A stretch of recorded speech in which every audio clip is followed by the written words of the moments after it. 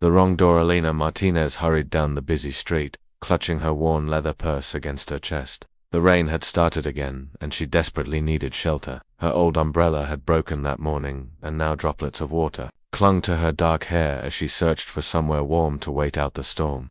The young woman worked at a small bookstore across town, barely making enough to cover her tiny apartment rent. At 25, Elena had grown used to simple pleasures and modest dreams. She never imagined herself in fancy places or expensive situations. That as the rain grew heavier, Elena spotted what looked like a cozy cafe with warm yellow light spilling from its windows. The elegant gold lettering on the door was hard to read through the rain, but she could make out something that looked like bistro or cafe. Without thinking twice, she pushed through the heavy glass door. The moment Elena stepped inside, she knew something was wrong. This was not a simple cafe. Crystal chandeliers hung from the ceiling, casting rainbow patterns across marble floors. Tables were draped in pristine white cloth, each set with gleaming silver cutlery and delicate wine glasses. Soft classical music played in the background, and well-dressed waiters moved silently between tables occupied by people in expensive clothing. Elena froze, water still dripping from her simple blue dress onto the polished floor. She had clearly entered the wrong place. This was obviously an upscale restaurant far beyond her budget. Her cheeks burned with embarrassment as other diners began to notice her presence. A tall waiter in a black suit approached her with a concerned expression. "Miss, do you have a reservation?" His voice was polite but carried a hint of disapproval as he took in her wet hair and modest appearance.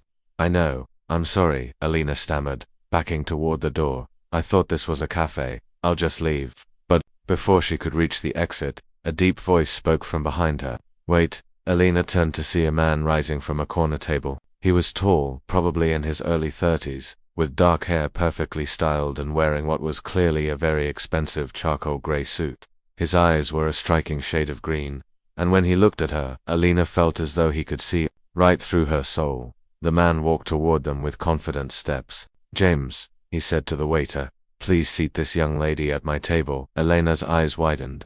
"Oh no, that's really not necessary. I was just looking for shelter from the rain. I'll go now." "Nonsense," the man replied, his voice warm but firm. "You're soaking wet and it's still pouring outside. I insist you stay until the weather clears." He extended his hand toward her. "I'm Damien Sterling." Elena hesitated, looking between Damien and the door. Every instinct told her to leave this place where she clearly didn't belong. But something about his manner, confident yet not unkind, made her pause. "Elena," she said quietly, accepting his handshake. His hand was warm and steady, and she noticed he wore an expensive watch that probably cost more than she made in 6 months. Damien led her to his table, which had the best view in the restaurant overlooking the city lights. He pulled out a chair for her, a gesture that made Elena feel both honored and more out of place than ever. "I really can't afford to eat here," Elena whispered as she sat down, her voice barely audible over the soft music. "You're my guest," Damien replied simply, settling into the chair across from her. "Order whatever you like." Elena stared at the menu when the waiter brought it, her eyes widening at the prices. The cheapest item cost more than she usually spent on groceries for a week. "I couldn't possibly," she said, closing the menu quickly. "Then allow me to order for both of us," Damien said, signaling to James. "We'll have the salmon with asparagus, the butternut squash soup to start, and a bottle of your best white wine." As James departed with their order, Elena found herself studying the man across from her. He moved with the easy confidence of someone accustomed to luxury and having his wishes granted without question, yet there was something in his eyes that seemed almost lonely, despite being surrounded by all this elegance. "What do you do for work?" Damien asked, leaning back in his chair with genuine interest. "I work at Morrison's Books," Elena replied, twisting her napkin nervously.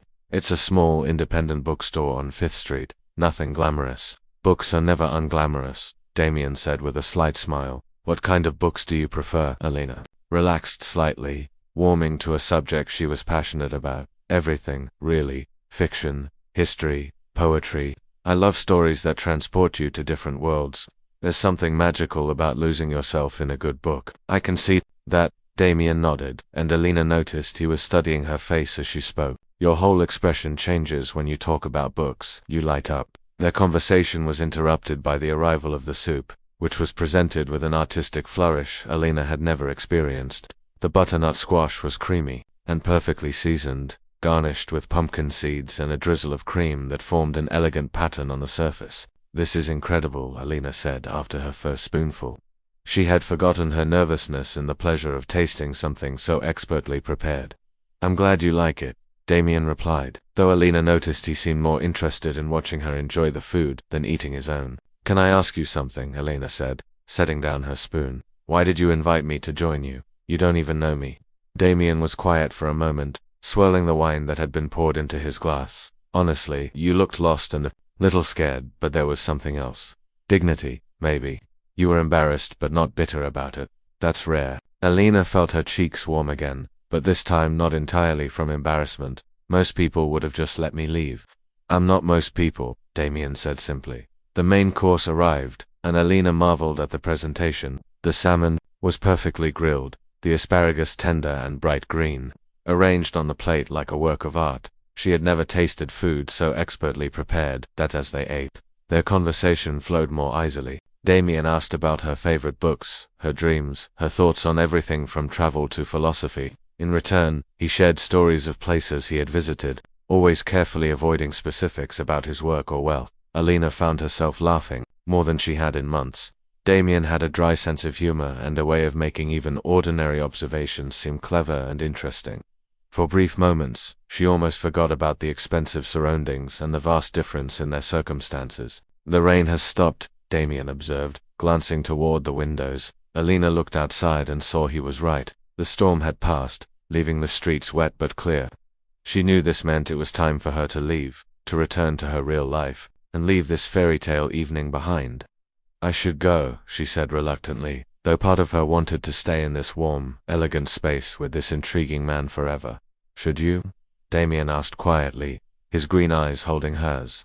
"What? If I don't want you to leave yet?" Alina's heart skipped a beat at the intensity in his voice. She looked around the restaurant, at the luxury that surrounded them, then back at this man who had shown her unexpected kindness.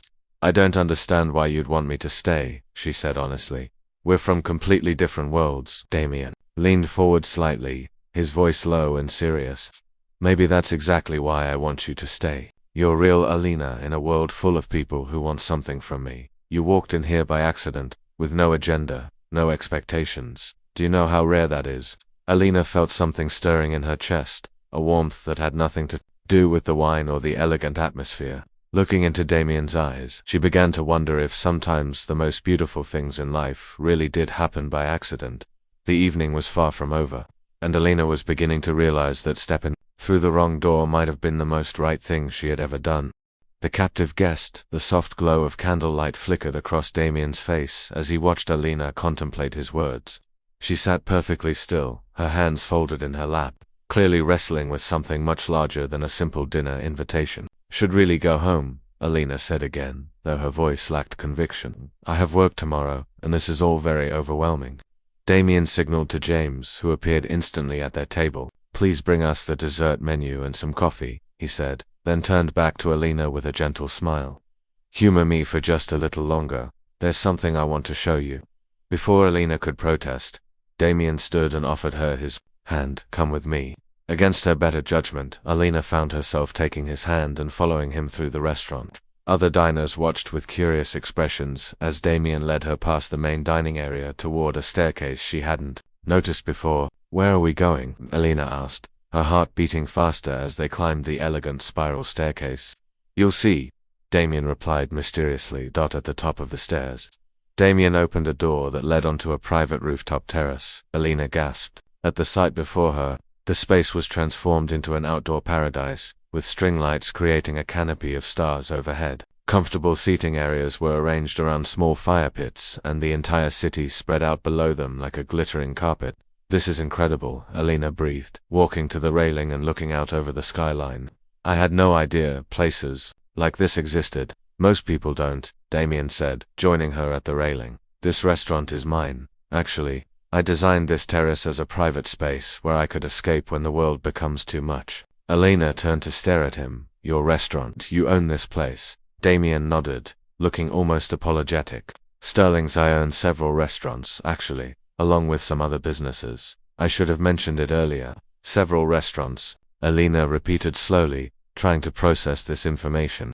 "And other businesses," What kind of other businesses? Hotels, mainly. Some real estate development, Damien said casually, as if discussing the weather. It keeps me busy. Alina felt dizzy. She wasn't just having dinner with a wealthy man. She was having dinner with someone whose wealth was beyond anything she could have imagined. I really don't belong here, she said, backing away from the railing.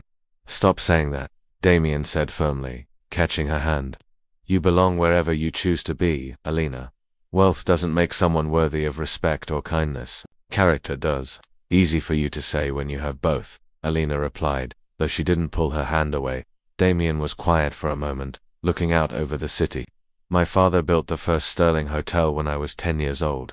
He worked 18-hour days, missed every birthday, every school play, every moment that mattered. When he died 5 years ago, he left me everything, but I realized I barely knew him. Alina saw something vulnerable cross Damien's face, a glimpse behind the confident exterior.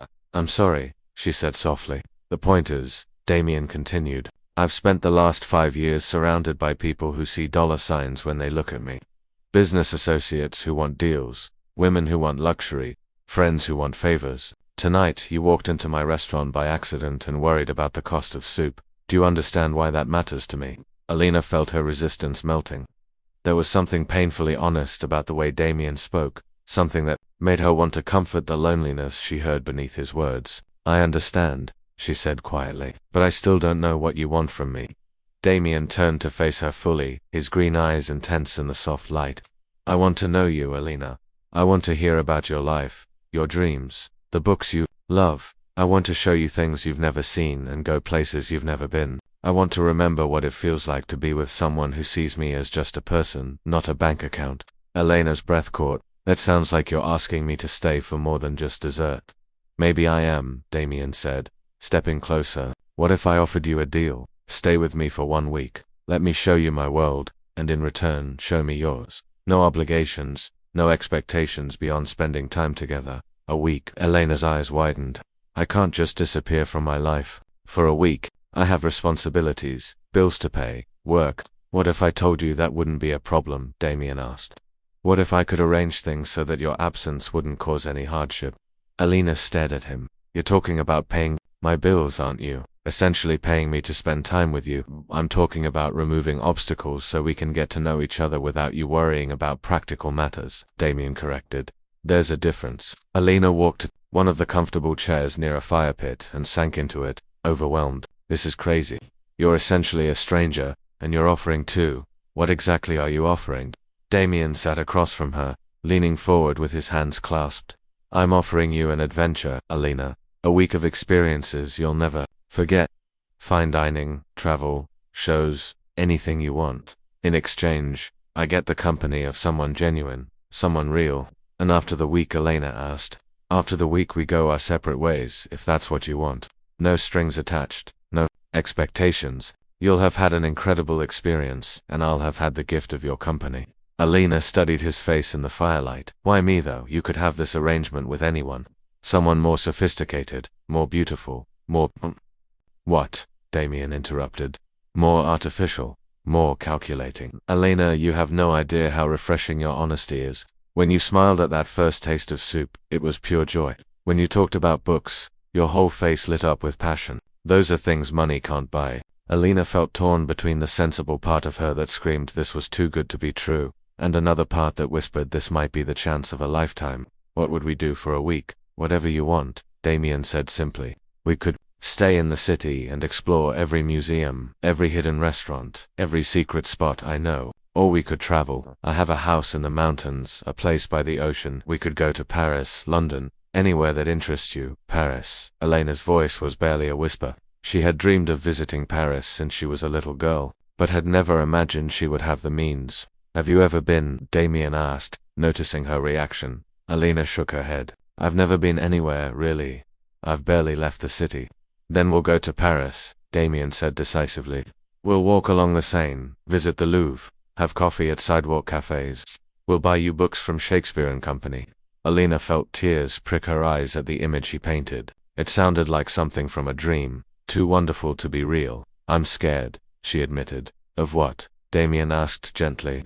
Of all of it. Of being out of my depth. Of not knowing how to act in your world. of ... She paused, then continued quietly, of getting used to something I can never have permanently. Damien was quiet for a long moment. When he spoke, his voice was soft and understanding. Alina, I can't promise what will happen after a week. I can't make guarantees about feelings or futures, but I can promise that whatever happens, you'll always be glad you said yes to this adventure. Alina looked out over the city, then back at this extraordinary man who had appeared in her life like something from a fairy tale. Every rational thought told her to politely decline and return to her safe, predictable life. But another voice, one she rarely listened to, whispered that sometimes the most important moments in life required a leap of faith. If I say yes, she said slowly, I want to be clear about something. I won't pretend to be someone I'm not. I don't know how to navigate fancy social situations. I don't own appropriate clothes for expensive places, and I'll probably embarrass you. You could never embarrass me, Damien said firmly. And as for clothes, well, that just gives us another adventure. We'll go shopping together. Alina felt herself wavering. The sensible part of her was losing ground to the part that yearned for magic, for once-in-a-lifetime experiences, for the chance to live like the heroines in her beloved books. 1 week, she said finally, 7 days, and then we reevaluate.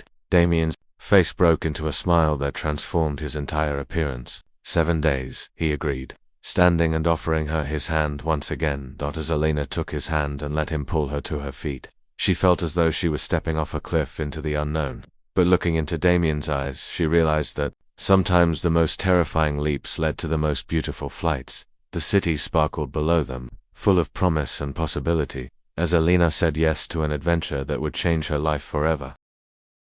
Hearts collide. The morning sun streamed through floor-to-ceiling windows as Alina slowly opened her eyes, momentarily confused by the luxurious surroundings. Then the events of the previous evening came flooding back.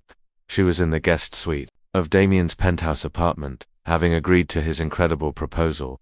A soft knock on the door interrupted her thoughts. Alina, Damien's voice called gently. I have coffee and breakfast ready when you're ready to join me. Alina quickly showered and dressed in her simple clothes from the day before, feeling awkward about wearing the same outfit in such elegant surroundings. When she emerged from the guest room, she found Damien in the kitchen, looking surprisingly domestic as he prepared fresh croissants and fruit.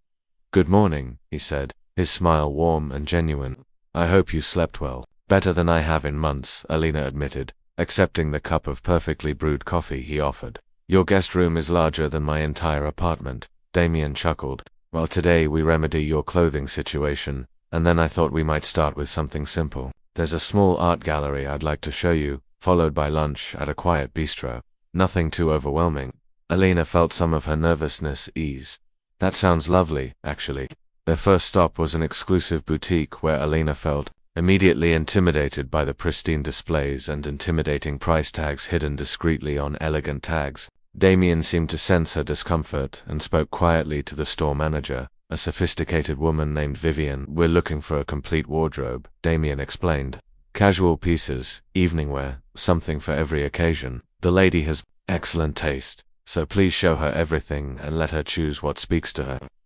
Alina was amazed by how patient Damien was as she tried on outfit after outfit. He offered gentle opinions when asked, but mostly seemed content to watch her discover new aspects of herself through beautiful clothes. When she emerged in a flowing emerald dress that made her eyes sparkle, his sharp intake of breath told her everything she needed to know. You look stunning, he said softly, and Alina felt beautiful in a way she never had before. The art gallery was a revelation. Alina had always loved art but had never experienced it in such an intimate setting. The gallery owner, a friend of Damien's, gave them a private tour, explaining the history and technique behind each piece. Alina found herself lost in conversation about color and composition, her passion for beauty evident in every word.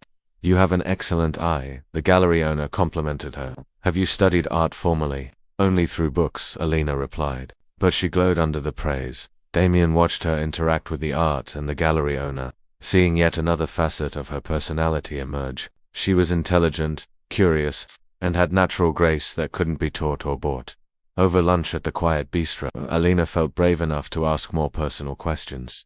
Tell me about your childhood, she said, before your father became so successful. Damien paused, his fork halfway to his mouth. We were middle class, actually. My father was just a hotel manager then, working for someone else. We lived in a small house with a garden where my mother grew vegetables. I remember helping her plant tomatoes every spring. What happened to your mother? Alina asked gently. She died when I was 16, Damien said quietly. Cancer. After that, my father threw himself into work with an almost desperate intensity. I think building the business became his way of dealing with grief. Alina reached across the table and touched his hand. I'm sorry, that must have been incredibly difficult. It was, Damien admitted. I learned early that money can buy many things, but it can't bring back the people you love or replace genuine connection. Is that why you never married? Alina asked, then immediately regretted the personal question. I'm sorry, that's none of my business. It's all right, Damien said, covering her hand with his. I came close once, about 3 years ago. Her name was Victoria, beautiful, sophisticated, everything I thought I wanted. But I realized she was in love with my lifestyle, not with me. When I suggested we spend a quiet weekend at my cabin in the mountains, she looked at me like I'd suggested we live in a cave. Alina smiled slightly. The mountains sound wonderful, actually, do they? Damien asked, his eyes lighting up. Would you like to go there?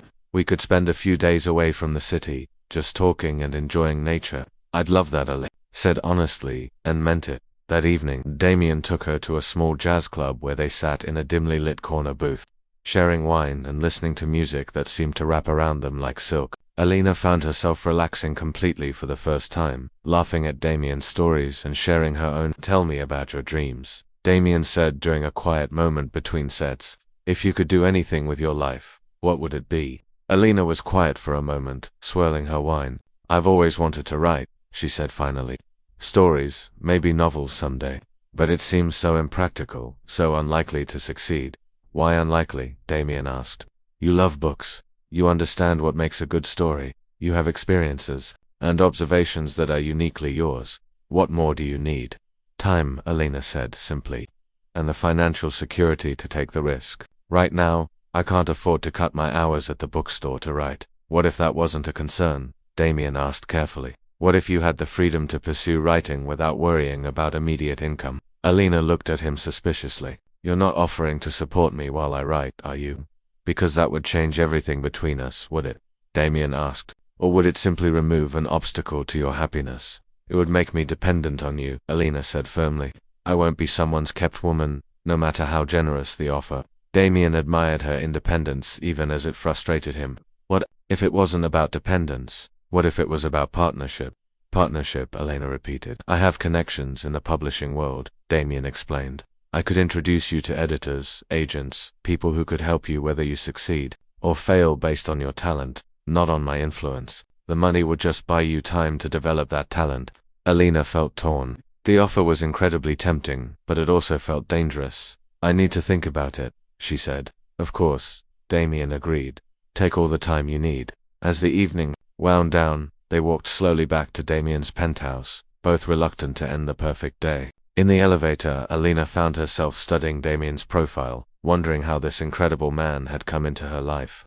What are you thinking? Damien asked, catching her looking at him. I'm thinking this feels like a dream, Alina said honestly. Beautiful things like this don't happen to people like me. Damien turned to face her fully. Alina, you keep saying that, but you're wrong. Beautiful things happen to beautiful people, and you are beautiful, not just externally, though you are stunning. You're beautiful in here. He touched his chest, over his heart, in your kindness, your curiosity, your passion for life. Alina felt her breath catch as Damien stepped closer. The elevator seemed to shrink around them, and she was acutely aware of his presence, his warmth, the way he looked at her like she was precious. Damien, she whispered, not sure what she was asking for. I know, he said softly, reaching up to cup her face gently.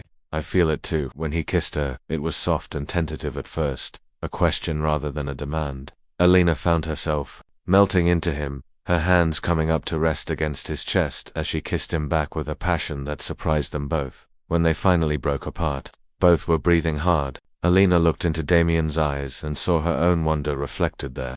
This is happening very fast, she said, though she made no move to step away from him. Sometimes the most important things do, Damien replied, stroking her cheek with his thumb. Up the elevator reached their floor, but neither moved immediately. They stood there, looking at each other, both knowing that everything between them had just shifted into something deeper and more complex. Finally, Damien stepped back and offered her his hand. "Come on," he said gently. "Let's go home." As Alina took his hand and let him lead her into the penthouse, she realized that somewhere in the past 2 days, she had stopped thinking about this as a temporary adventure and started thinking about it as the beginning of something that could change her life forever. Outside, the city twinkled with a million lights, but inside, Alina felt like she was glowing with a light all her own. For the first time in her life, she was exactly where she belonged, with exactly the right person, and the future stretched out before them full of infinite possibility.